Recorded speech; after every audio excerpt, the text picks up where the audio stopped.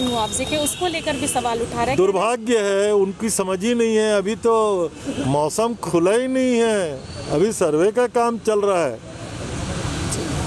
ये आखिर एक सवाल ये भी है कि कोरोना निश्चित रूप से संक्रमण की दर काफ़ी ज़्यादा है, सरकार प्रयास भी कर रही है, नई गाइडलाइन भी जारी कर दिए गए हैं, रात में कर्फ्यू भी लगा दिया गया, मगर बस और रेलवे स्टेशन में कोई नई गाइडलाइन नहीं हुई, अभी भी उसी तरह सवारी बैठ रहे हैं, आ जा रहे हैं, तो फैलने की संभावना। अभी फिर से मैंने कहा ना, भीड़ को नियंत्रित होना चाहिए, मास्क जरूरी है, कोरोना गाइडलाइन का पालन किया जाना चाहिए, टेस्टिंग को लगातार हम बढ़ा रहे हैं। जिला प्रशासन न केवल बस स्टैंड और हवाई अड्डा पे, हम लोग जहाँ भी ऐसी संभावना है उसको नियंत्रित करने का प्रयास कर रहे हैं और जन जागरूकता का कर रहे हैं।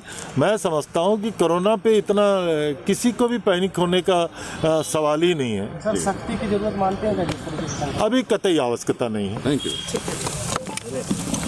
लड्डू कहाँ है? लड्डू खाओ भाई, कैसे करता तुम? कोरोना की जांच की व्यवस्था यहाँ पर की जा रही है, उससे कितना फायदा हो सकता है, क्या नुकसान होगा? लोग क्योंकि इसकी जानकारी भी नहीं दे रहे हैं अगर पॉजिटिव होने के बाद, क्या कहना है आपका? देखिए, क्या है कि ओमिक्रॉन आने के बाद वैसे भी शुरुआत में लोगों के मन में काफ़ी भय था, लेकिन जिस तरीके से संक्रमण है और जिस तरीके से उसके बाद की परिस्थिति है, हमने रायपुर के प्रभार का रायपुर में बैठक लिया था, लोग हॉस्पिटलाइज कम हो रहे हैं, ऑक्सीजन बेड की ज़रूरत ही नहीं पड़ रही है, वेंटिलेटर के तो सवाल ही नहीं है।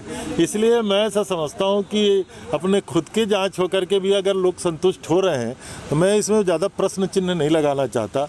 लेकिन कोविड और इसके कोरोना के जो प्रोटोकॉल है, गाइडलाइन है, उसका सबको पालन करना चाहिए और अगर थोड़ा भी ज़्यादा संक्रमण की स्थिति दिखती है तो उसकी जांच कराया जाना चाहिए, ऐसा मेरी मान्यता है। नई राजधानी में जो किसान धरने पर बैठे हुए हैं, भारतीय जनता पार्टी के लोग उनके पास समर्थन देने गए तो उन्होंने समर्थन लेने से इनकार कर दिया। असल में दुर्भाग्य ये है कि भारतीय जनता पार्टी की 15 साल हुकूमत थी, ज़मीन छीनने का काम, समझौता करने का काम, एग्रीमेंट करने का काम और एग्रीमेंट से मुकरने का काम, ये तो डॉक्टर रमन सिंह और उनकी सरकार ने किया था।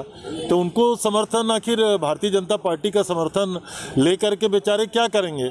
आदरणीय मुख्यमंत्री जी ने डॉक्टर सी कुमार डहरिया जी को अभी उनकी प्रारंभिक चर्चा के लिए भेजा था।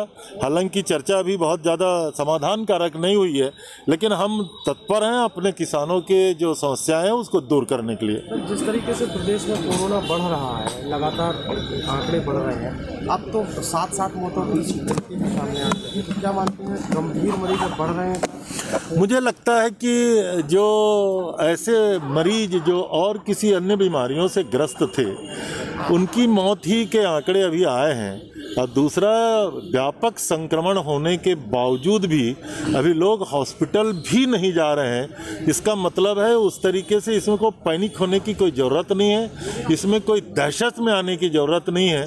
बेहद साधारण सर्दी खांसी जैसा ये संक्रमण दिख रहा है। मैं समझता हूँ कि जितनी जल्दी आया है उतनी जल्दी चला जाएगा। बारिश से जो रबी फसल का नुकसान हुआ है और जो धान का नुकसान, अब विपक्ष कह रहा है कि मुआवजा जल्द से जल्द मिलेगा। अब विपक्ष का काम है अपनी बात कह देना। किस कानून के तहत इसमें मुआवजा की बात होती है, विपक्ष बताए। देश में उनकी सरकार है, कोई प्रधानमंत्री जी ने कभी इस तरीके से कोई कानून बनाया है क्या? विपक्ष बताए। छत्तीसगढ़ में आदरणीय मुख्यमंत्री जी लगातार मॉनिटरिंग कर रहे हैं। सारे राजस्व के अधिकारियों को, जिला प्रशासन को, कलेक्टर को और कृषि विभाग और उद्यानिकी विभाग के अधिकारियों को निर्देश दिया हुआ है। आरबीसी में जो राशि बनेगी उनको दिया जाएगा।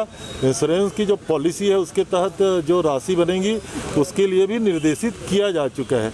विपक्ष का काम मांग करना है, मैं समझता हूँ कि उसके अलावा कुछ नहीं। विपक्ष हमसे जुड़े रहने के लिए हमारे YouTube चैनल को सब्सक्राइब करें और नई वीडियो की नोटिफिकेशन के लिए बेल आइकॉन को दबाएं। अगर आप ये वीडियो Facebook पर देख रहे हैं तो लाइक जरूर करें और ज्यादा से ज्यादा शेयर करें। धन्यवाद।